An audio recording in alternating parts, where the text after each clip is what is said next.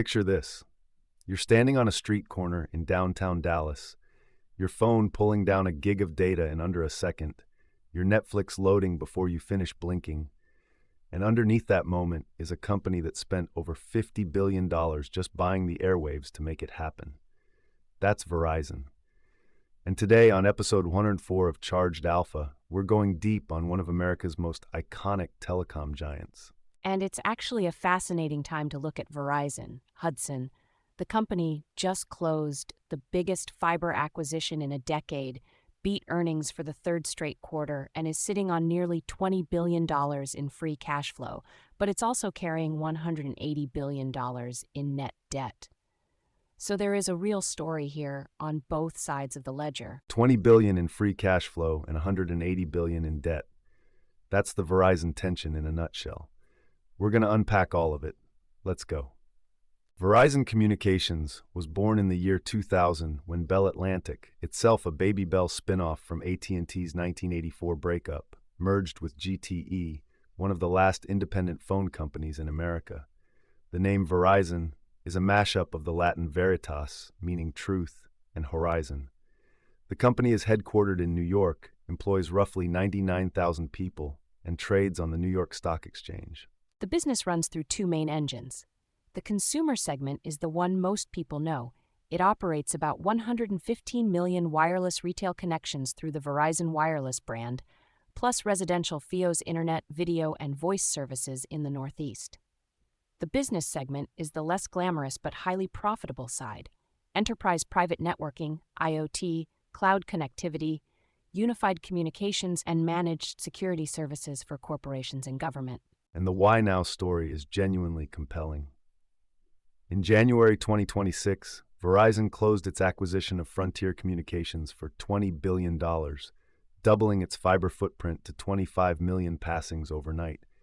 And separately, its 5G fixed wireless access service, basically broadband delivered through cell towers instead of cables, has quietly become the fastest growing segment in the entire company.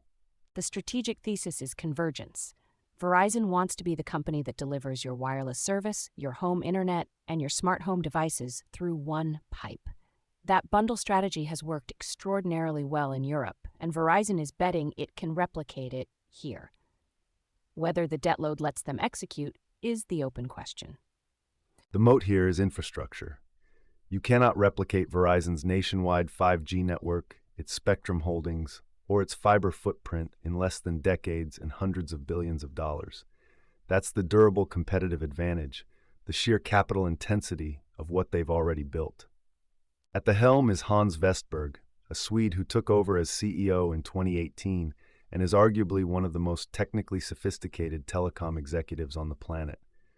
Before Verizon, he spent nearly a decade running Ericsson, the Swedish equipment company that builds a significant chunk of the world's wireless infrastructure. He joined Verizon in 2017 as Chief Technology Officer, architected the 5G strategy, and was elevated to CEO the following year. His reputation in the industry is strong.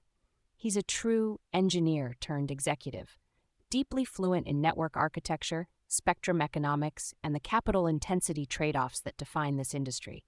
He's been a bit of a lightning rod for criticism around Verizon's slow consumer 5G monetization early on, and the $53 billion C-band spectrum purchase in 2021 raised eyebrows given the debt it added. But the long-term thesis is playing out. The C-band spectrum is now deployed across most major markets. Fixed wireless is growing fast, and Frontier gives him the fiber asset he's wanted for years. Whether the execution in year 2 and 3 of the integration holds up, that's the Vestberg litmus test going forward. Let's get into it. Verizon trades at $47.78 per share, with a market cap of about $201.5 billion.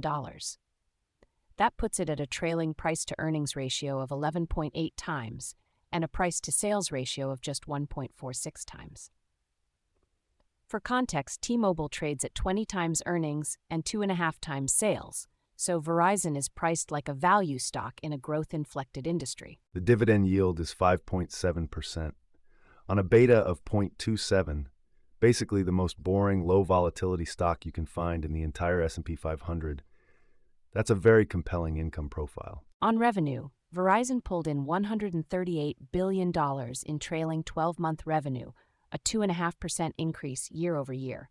The most recent quarter, Q4 2025, came in at $36.4 billion, beating consensus estimates. Revenue is growing but slowly. This is a mature, stable business, not a hypergrowth story. What about profitability? Solid margins for a capital-heavy business. Gross margin is 55.7%, operating margin is 21%, net margin is 12.4%, EBITDA margin is 34.5%. These numbers are consistent and reflect the pricing power and network efficiency Verizon has built over decades. Cash flow is where it gets interesting, right? Very interesting. Operating cash flow is $37 billion on a trailing basis. Capital expenditure is $17.5 billion, heavy but declining as the C-band build-out winds down. Free cash flow comes in at $19.8 billion. That fully funds the $11.5 billion annual dividend, so the payout is covered more than 1.7 times by free cash flow. The dividend is safe. And the balance sheet? That's the part that requires honesty. Cash on hand is $19 billion, actually elevated because Verizon pre-funded the Frontier deal. Total debt is $200 billion. Net debt is $181.5 billion.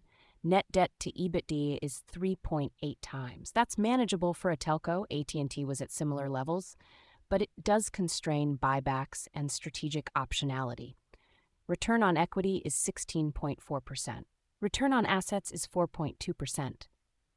Overall, Verizon's financial health is solid. Exceptional cash generation fully funds the dividend and covers CapEx, but the leverage ratio demands disciplined capital allocation from here.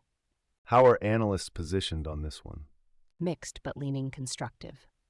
Out of roughly 20 analysts, 6 have buy ratings, 12 are holds, and 2 are sells.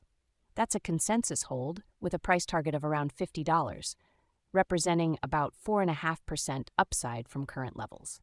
So not exactly a ringing endorsement. It's appropriately cautious. Citigroup is one of the more bullish voices. They reiterated their buy rating after Q4 results, calling the Frontier deal transformative for the fiber bundle strategy. Scotiabank actually upgraded Verizon in March 2026 to sector outperform, citing improving wireless subscriber momentum and what they see as a safe dividend.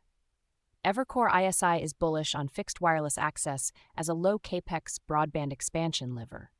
And on the more skeptical side, JP Morgan is at neutral, concerned about Frontier integration costs and that net debt load.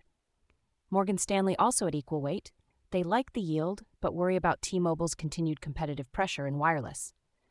The bear camp essentially argues that debt is too high, growth is too slow, and the competitive environment in wireless is intensifying. What about the most recent earnings? Q4 2025 reported January 30th, a beat on both lines. EPS came in at $1.09 versus the consensus of $1.05. Revenue hit $36.4 billion versus the estimate of $36.1. Management guided Q1 2026 revenue of $34.5 to $35 billion and full-year EPS of $4.75 to $4.95. The next earnings are scheduled for April 27, 2026. All right, let's lay it out. The bull case here starts with fixed wireless access, FWA. Verizon has found a genuine 5G revenue model that didn't exist 3 years ago. It's targeting 9 million FWA subscribers by 2028. At roughly $50 a month, that's over $5 billion in incremental annual revenue from essentially underutilized spectrum capacity. It requires minimal additional capex, and the margins are very attractive. Then there's the Frontier integration. 25 million fiber passings is the weapon Verizon needed to compete with cable operators on home broadband. The bundle thesis, sell wireless and fiber internet to the same household, has proven ARPU lifting and churn reducing in every market where it's been deployed, and Verizon has the distribution, the brand, and now the fiber to execute it. Add a 5.7% dividend, a beta of 0.27, and a PE of under 12 times, and you have a stock that rewards patience with income while the business transformation plays out. The bear case is centered on debt and competition. Net debt of $181 billion at 3.8 times EBITDA is not a crisis. but it is a constraint. With $23 billion in short-term debt maturities and interest expense running nearly $7 billion annually, any misstep in earnings or an unexpected rate spike tightens financial flexibility significantly. And T-Mobile is not sitting still. The company that absorbed Sprint and built the best mid-band 5G network in the country continues to take wireless subscriber share, particularly in postpaid and small business. Verizon's premium pricing strategy works until it doesn't, and the value-price-quality trade-off in wireless is becoming a tougher sell. Finally, Frontier integration risk. $20 billion acquisitions with legacy copper infrastructure, 25,000 new employees, and regional billing systems don't integrate cleanly. Margin compression during integration is the near-term risk that bulls tend to underestimate. Let's stack Verizon against its peers. The three most direct comparisons are AT&T, T-Mobile, and Charter Communications. AT&T trades at a PE of 8.8 times and a price-to-sales of 1.5, slightly cheaper than Verizon on both metrics. AT&T has its own fiber rollout story with its FirstNet and AT&T Fiber buildout and is pursuing the same wireless broadband convergence strategy. The difference is that AT&T still carries the hangover from the DirecTV era, and Verizon arguably has better network quality scores. T-Mobile is the valuation outlier at 20 times earnings and 2.5 times sales, but the growth rate justifies it. T-Mobile is growing wireless revenue at over 8% year over year versus Verizon's 2.5%. When you're paying a premium for T-Mobile, you're paying for the Sprint Spectrum windfall and Un-carrier's growth flywheel. Charter sits at just 5.7 times earnings and half a times sales, deeply discounted because it's a cable company facing cord-cutting secular pressure. But Charter's MVNO wireless service and its fixed broadband network make it a meaningful competitor to Verizon FWA in residential markets. The takeaway is that Verizon sits between the value-priced AT&T and the growth premium T-Mobile. It's the defensive middle ground choice, lower growth than T-Mobile, better network reputation than AT&T, and a yield that trumps both. A quick look at the options market. What's the positioning telling us? The options market is notably quiet.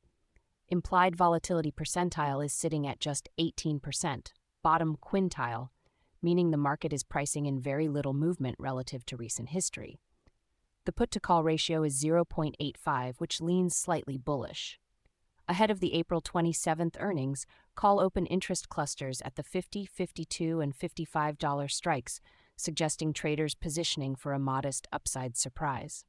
Put protection is concentrated at $43 to $45, basically bracketing the 52-week low.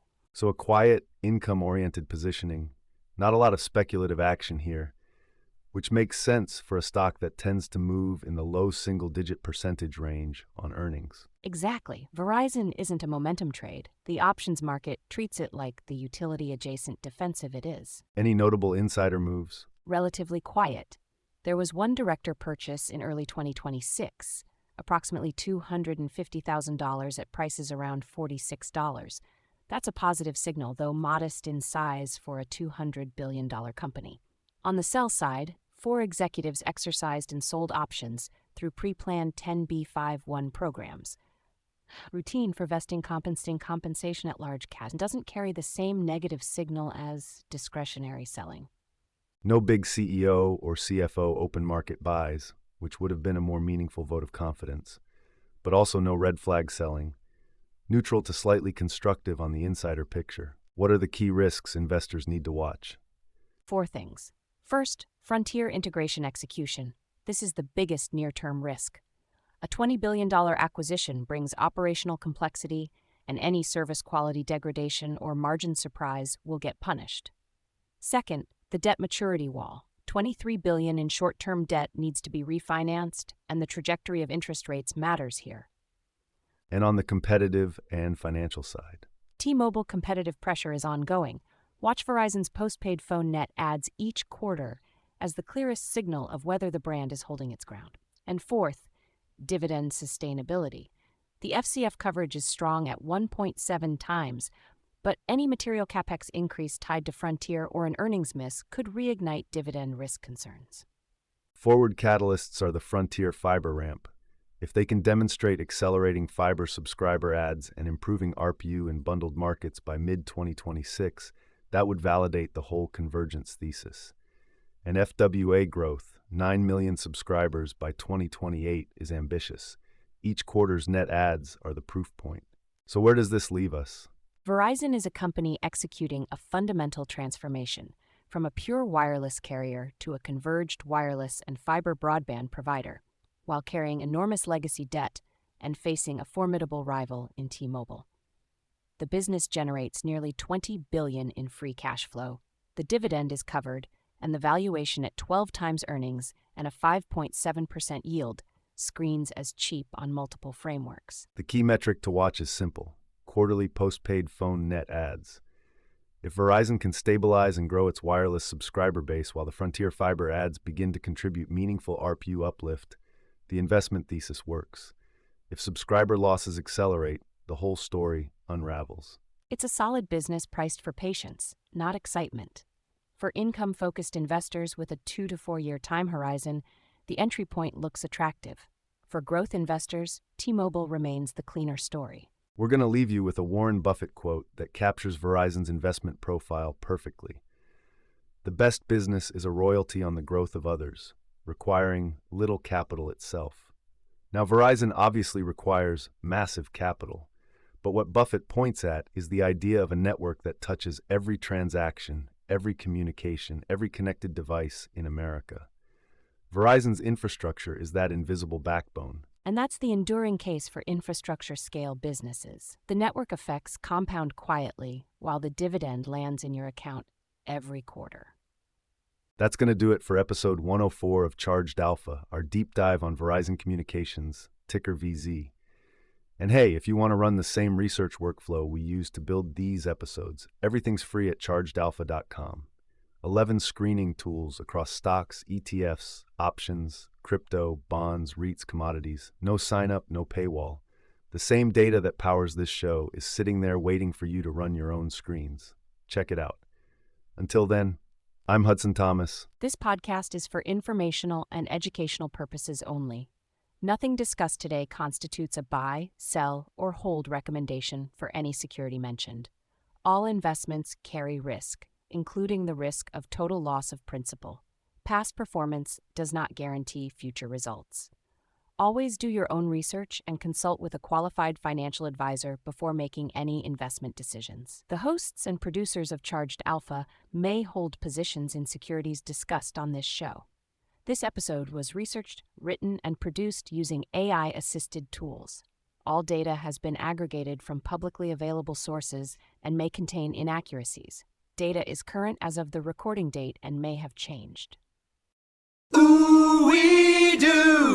That ticker tape starts dancing fast. A bull market thrill that's built to last. Dividends are ringing up the swing. Listen to that sweet ka-ching. It's a Wall Street swing. That fast-paced rhythm makes you sing. Yeah, the Wall Street swing.